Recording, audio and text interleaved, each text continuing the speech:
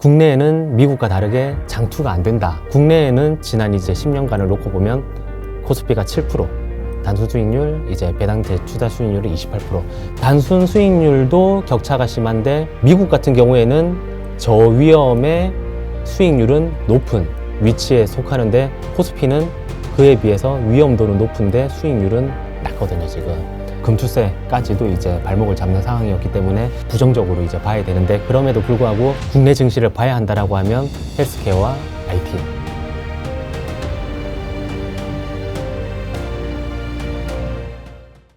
해무 반갑습니다. 오늘은 김경준 부장님 다시 모셨습니다. 부장님 반갑습니다. 네, 반갑습니다.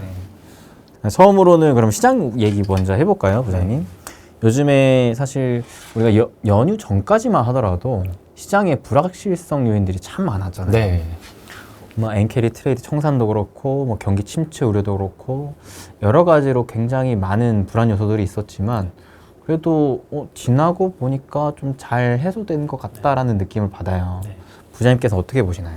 지금 일단 이게 나중에 뒤에 자료가 나오겠지만 침체를 가지고 다 각각 다른 지표를 보고 침체다 아니다를 논쟁도 조금 있었고, 그리고 같은 지표를 보더라도 침체 경착륙론자와 뭐 연착륙론자가 이제 의견이 다르다거나 이런 쪽으로 갈렸었는데, 약간은 이제 이쪽으로 손을 조금 들어준 이제 나아지는 모습으로. 하지만 제가 큰 그림상에서는 뭐 대선 전까지는 민간 투자하고 그 이제 정부 투자가 약간 대선 이후에 다 이연됐던 게 한꺼번에 또 발휘되는 측면이 있기 때문에 이때는 약간 공백기다 해가지고 조금 방어적인 전략을 취하자라고 했었었고, 그게 이제 이전 추석 이전까지 들어맞았다가 지금 이제 급격하게 지수라든지 개별 종목 단위 움직임이 나오는데 그걸 어떻게 해석해야 되는지, 또는 조금의 미세 변화가 또 있는 건 아닌지 그거 한번 체크해 보도록 하겠습니다. 그러면 준비한 내용들 한번 순차적으로 살펴보겠습니다. 네, 이제 최근 불안 요소들이 그 이전에는 엔캐리 트레이드에 쏠림이 있었고, 그 쏠림이 레버리지 쪽으로 빅테크 쪽으로 갔었는데, 정확하게 이 왼쪽 그 지표를 보시면 달러 엔화와 나스닥 지수가 동조화가 이렇게 진행되고 있는 모습을 보이고, 그게 우측 쪽에 보시면 필라델피아 반도체 지수라든지 나스닥 쪽에 뭐 상관계수가 굉장히 높았죠. 그리고 이제 그 이후에 우리나라는 어떤가를 살펴봤을 때 달러엔과 코스피 역시 상관지수가 굉장히 높아졌었습니다.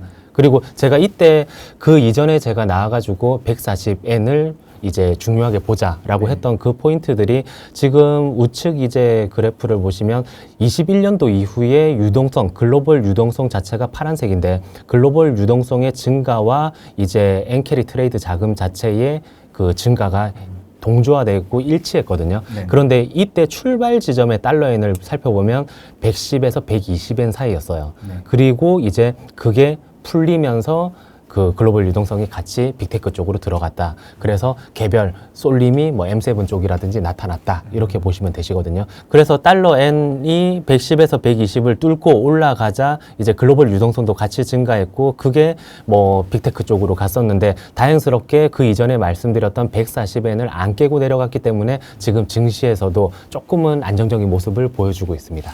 네. 그리고 이제 최근 들어가지고 미국 경기 침체 이슈가 나왔었는데, 당연히 이제 침체가 발생하면 주가가 안 좋을 테고, 실적 개선과 뭐 침체 발생이 안 된다라고 하면 이제 주가가 당연히 이제 우상향을 보이는 모습인데, 최근에 우측 그래프를 보시면 미국 경기 서프라이 지수, 이게 뭐 지표들이 여러 개가 나오는데 그게 이제 예상치를 상회하느냐 뭐 하회하느냐에 따라 가지고 이 도표가 딱딱딱 찍히는 거거든요. 네네. 그렇기 때문에 계속 최근 들어가지고 3분기 내내 이게 예상치를 하회했었었는데 드디어 이제 턴을 하는 모습을 보이면서 뭔가 예상치가 이제 긍정적인 움직임으로 좀 달성되는 모습을 보이는 게 아닌가, 이런 뭐 안도감에 지금 주가들이 약간 다시 올라오고 있는 모습이죠. 하지만 이것도 약간 해석적인 차원의 이런 뭐 맹점들이 있거든요. 그런데 그 다음 번을 한번 살펴볼게요. 이게 보시면 경착륙, 왼쪽에 보시면 경착륙 진영, 그리고 오른쪽에서는 연착륙 진영 해가지고 경기 침체가 온다는 쪽에 의견을 보면 장단기 금리 차가 이제 파란색 그래프인데, 이게 금리가 역전이 됐다가 올라간다.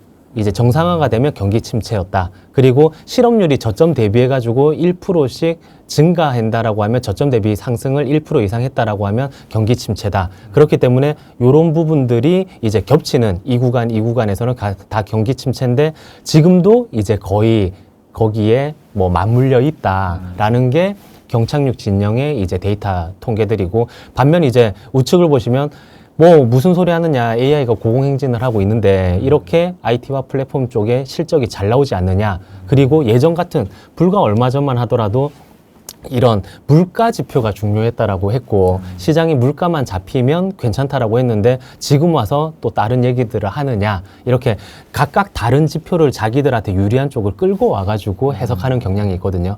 그러면 다른 걸 보기 때문에 그런 건가 과연 같은 지표로 보면 어떤가 네. 요것도 이제 궁금해서 살펴보니까 같은 지표를 봤을 때 이게 최근 가장 핫한 고용 쪽이죠. 네. 고용 지표가 가장 침체 쪽에서 이제 별표를 한번 치셔야 되는 체크를 하셔야 되는 이제 지표인데 취업자 수가 급격하게 빠지니까 침체 쪽에서는 와 이거 침체 아니냐라고 하는데 무슨 소리냐 평균 대비해서 이미 아직 그 위에서 놀고 있다, 견고하다라고 하면서 침체 아니다라고 이제 해석을 하는 쪽도 있고 경기 선행지수 같은 경우에도 여기에서 큰 폭으로 감소하지 않았느냐라고 하는데 낙관적인 쪽에서는 아까 요 바로 직전 지표처럼 올라가지 않느냐, 서프라이즈 지수처럼 이쪽도 올라가지 않느냐, 반등이다. 이거는 침체 안 온다. 이렇게 각각 다르게 해석하기 때문에 여기에 따라 가지고 지수가 이제 전혀 방향성을 어떻게 위쪽으로 틀지 밑쪽으로 틀지 해석을 달리하는데 그러면 정리를 한번 해볼게요. 여기에서 침체 쪽이 가장 중요시 여기는 거 고용 지표 네. 그리고 아까 전에 AI 괜찮은데 무슨 소리 하느냐라고 반론을 제기했을 때 AI 업체들 빅테크라든지 아니면 뭐 반도체가 되더라도 그들의 실적 결국은 기업 실적 괜찮지 않느냐 그리고 소비 지수까지 네. 그러면 소비와 뭐 경기뿐만이 아니라 기업 실적 소비와 기업 실적이 잘 돌아가는지가 그 경기가 좋아진다라는 쪽이고 네. 그 다음에 고용 지표를 놓고 조금 안 좋다라고 하는 게 침체 쪽. 그러면 여기서 역발상 한 번만 딱 하셔야 되거든요. 나중에 고용이 괜찮아졌네라고 하면 당연히 침체론자들이 할 말이 없으니까 그렇죠. 윗단을 열어두셔야 되는 거고 네. 나중에 딱 봤는데 고용 뭐 괜찮고 이러는데 기업 실적이 조금 미스가 났네. 소비가 안 좋네. 소비가 안 좋네. 이렇게 되면 되레 단계 방어를 하고 있더라도 조금은 위험한 게 아닌가 요거를 역으로 있다가 조금 한번 그 염두에 두셔야 되는 포인트. 네. 그러니까 하락론자들의 그 포인트가 만약에 깨지면 네. 상승론자들의 그 포인트가 깨지면 오히려 그들이 얘기하는 반대의 시장 상황이 나올 수도 네. 있다. 그래서 이 분들의 의견에 따른 그 데이터만 보고 그렇구나도 좋지만 네. 이제 완전 반대 상황이 연출됐을 때에 포지션 고민을 또 딱 정반대로 해봐야 되는 이제 그런 필요성이 있습니다. 또 한편으로는 이제 각자 얘기하는 주장들도 다 사실 특정 데이터만 봤을 때는 맥락이 맞으니까 네. 방향성이 또 한쪽으로 틀어가기에도 좀 힘이 붙이는 상황. 그렇죠, 그래서 그렇죠. 지금은 크게 빠지지도 크게 오르지도 않고 계속 지지부진한 상황이 좀 이어지고 있다라고 해석하고 계신 거네요. 아직은 결정이 안 났고 그래서 한쪽만 의견만 계속 들으면 세뇌당하거든요 저희가. 네. 그래서 굉장히 뭐 비율 조정도 잘 하셔야 되시고 그래서 한번 준비해봤습니다. 그리고 결론적으로 이제 침체가 아닐 경우를 저희는 대비를 해야 되고 증시가 갑자기 오를 경우를 대비를 해야 되기 때문에 그랬을 경우에 이제 향후 아까 6개월 동안에 평균 17% 정도 이게 언제 실적이 좋은데 금리 인하를 할 경우에 이제 이런 식으로 움직임이 나왔기 때문에 저희 같은 경우에 그러면 금리 인하 오케이 했고 속도 조절에 대한 부분은 체크를 해야 되겠지만 앞으로 이 실적단 이걸 개별을 봐야 되는데 그러면 이제 금리 인하에 따라 가지고 금리 인상기 때 실적이 안 좋았는데 다시 좋아지는 애들도 있을 거고 여전히 계속 지속적으로 좋은 애들도 있을 거고 이런 것들을 조금 이제 선제적으로 알아볼 필요가 있을 것 같습니다. 그러면 결국 지금 이미 금리 인하 시기가 도래한 만큼 앞으로는 보다 더 중요하게 봐야 될 게 실적단. 그로 인해 기회를 좀 찾아봐야 되겠다라는 포인트인데 그러면 이제 실적이 뭐가 좋은지 어떻게 좀 알아볼 수 있을까요? 네, 지금 이제 그러면 이제 금리 인하기 때 실적 좋은 것들을 한번 체크해보는 시간도 한번 가져봐야 되겠고, 다음 이제 준비된 걸 보시게 되면 지금 주요국 이제 펀드 플로우 자체가 여전히 미국 쪽은 고공행진, 그리고 뭐 심지어 중국 쪽도 요즘에 이제 올라오기 시작했는데, 여기에서 이제 한국 쪽만 정체되고 있는 모습이죠. 그래요. 그런 와중에 이제 제가 저번에도 국내에는 미국과 다르게 장투가 안 된다. 그런 것들에 대해 가지고 세 가지 큰 이유를 말씀드렸었는데, 그냥 가볍게 한번 넘어가 볼게요. 그 도표들을 한번 보면서. 지금 ROE 같은 경우에 미국 같은 경우에는 지속적으로 10년 정도를 놓고 우상향을 하는 모습을 보이고 있거든요. 네. 그런데 국내에서는 지금 거의 반 가까이 빠졌죠.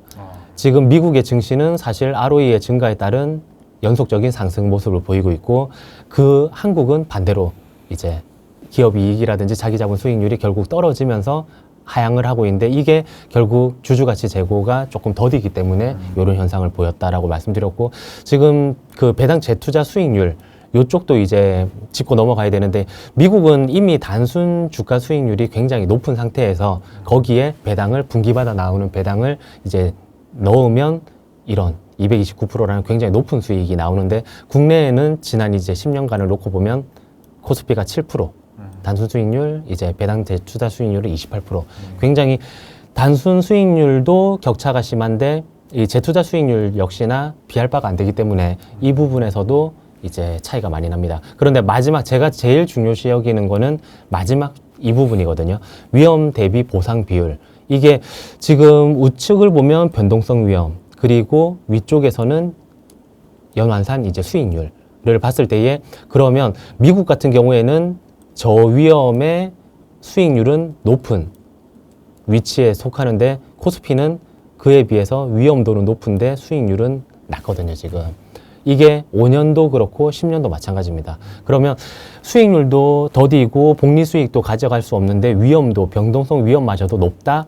그렇기 때문에 국내는 장투보다 지금 단기 어쨌든 이런 트레이딩 아닌 뭐 모멘텀 투자까지도 병행을 할 수밖에 없는 상황을 인정을 해야 되고, 뭐 거기에 있어가지고 금투세까지도 이제 발목을 잡는 상황이었기 때문에 그 부분을 이제 조금은 부정적으로 이제 봐야 되는데, 그럼에도 국내를 포기할 수는 없기 때문에, 그럼에도 불구하고 이제 국내 증시를 봐야 한다라고 하면 어디에서, 아까 전에 실적이 중요하다, 향후 주가가 경기 침체가 안 오면 이제 실적이 괜찮다라고 하면, 이게 두 개가 같이 맞물릴 때에 주가 수익률이 좋았는데, 물론 미국이지만 그래도 우리나라도 같이 영향을 받아가지고 좋다라고 한다라고 하면 어디가 이제 좋게 나오겠느냐라고 했을 때 헬스케어와 IT 딱 나오거든요. 그래서 뭐 그 이전 방송, 뭐 이전도 놓고 보면 바이오는 항상 이제 한 꼭지를 계속 차지하고 있고, 오히려 그 이전에도 말씀드렸다시피 넓어지고 있다.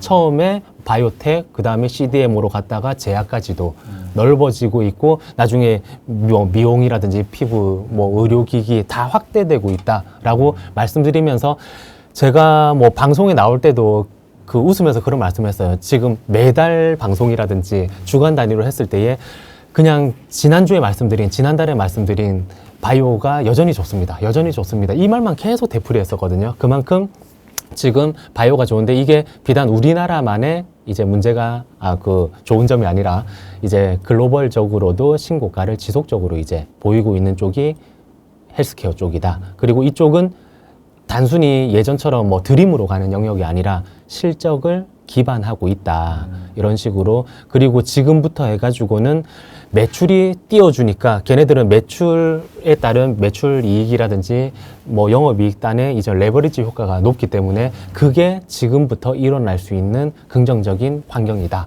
이제 이렇게 그 바이오 쪽은 정리할 수 있을 것 같습니다. 거기다가 금리 인하하면은 또 레버리지 효과 더 기대할 수 있고. 그렇죠, 그렇죠. 그리고 만약에 경기 침체로 가더라도 제약 쪽은 필수 소비재로 인식돼가지고 방어를 하고, 예전에 실제로 S&P 500이 경기 침체 때 한 6% 정도 빠졌을 때, 뭐 순간적으로 빠졌을 때 되레 한 5, 6%가 반등이 유일한 쪽이 또 헬스케어이기도 했었거든요. 그런 쪽이 있었습니다. 그러면 국내를 IT 쪽하고 뭐 헬스케어 이렇게 큰 꼭지를 잡아갔을 때에 반도체 계속 재미없지 않았느냐. 그래서 저도 반도체를 조금 비워놨었다라고 말씀드렸고, 개인적으로 저희가 이제 카메라 안 켜져 있을 때도 얘기를 나눴을 때에, 부장님 요거 HBM 쪽 들고 계시냐 했을 때 전혀 안 들고 있습니다. 라고 말씀드렸듯이, 이제 비워놨던 쪽을 그런데 채워놔야 되는 게 아닌가라는 고민을 할 때 유용한 한번 차트를 한번 가져와 봤는데요. 그러면 경기 침체 논란 속에 저도 방어주 쪽을 KTNG라든지 세팅한 게 있었었는데, 그러면 실제로 주가적인 측면에서 뭐 어떻게 돌아갔느냐 이렇게 봤을 때에 당연히 기술주가 3분기에는 안 좋았었죠. 그러면 기술주가 안 좋았는데 실제로 얘네들이 장사를 잘 못하고 있나? 아니면 뭐 잘하고 있는데 주가만 조금 조정을 보이느냐를 봤을 때에 실제로는 오히려 방어주보다 더 높은 이제 기업 이익을 가져가고 있는데, 워낙 저희의 눈높이가 높았던 거죠. 그리고 쏠림이 있었던 게 쏠림이 해소가 되면서 그 자금이 빠져나오니까 이쪽에서 주가적인 기스가 나왔다. 실제 이익은 잘 발생을 하고 있다. 그렇기 때문에 반도체 타이밍을 잡으시는 분들은 요런 곳에 이제 한번 데이터들을 검토해 보시고 조금씩 이제 비중을 다시 한번 채워 나가 보시는 그런 기회로 삼으시면 될 것 같습니다.